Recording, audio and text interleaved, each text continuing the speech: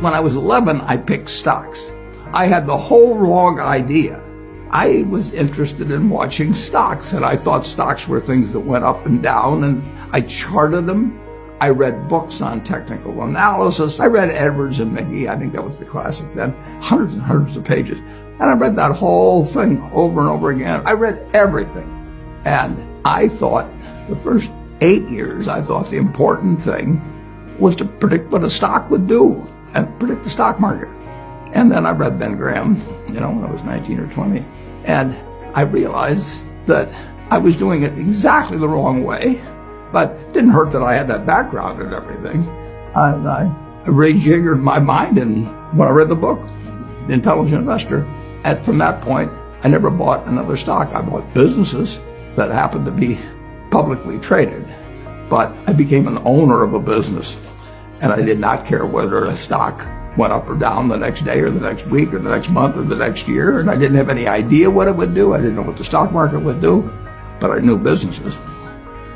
I'm a bright guy who's terribly interested in what he does. I've spent a lifetime doing it, and I've surrounded myself with people that bring out the best in me, and you don't need to be a genius in what I do.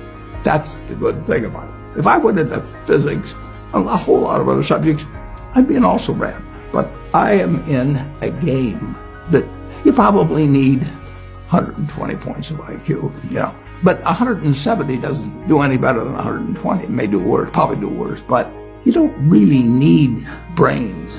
What do you need? You need the right orientation. 90% of the people, I'm pulling the figure out of the air, but 90% of the people that buy stocks don't think of them the right way. They think about something that they hope goes up next week. And they think about the market as something they hope goes up. And if it's down, they feel worse. I feel better. And you think about? I think about what the company's going to be worth 10 or 20 years from now. And I hope it goes down when I buy it, because I'll buy more. I try to keep my competitive spirit in a game where I can win. I do know this. When I want to do something, I always want to do it big. I put my whole net worth in City Service Preferred, $114.75. And I've never, since that day, March 11th, 1942, I have never had less than 80% of my money in American business. You can call them stocks. Or equities. But I see them as American business.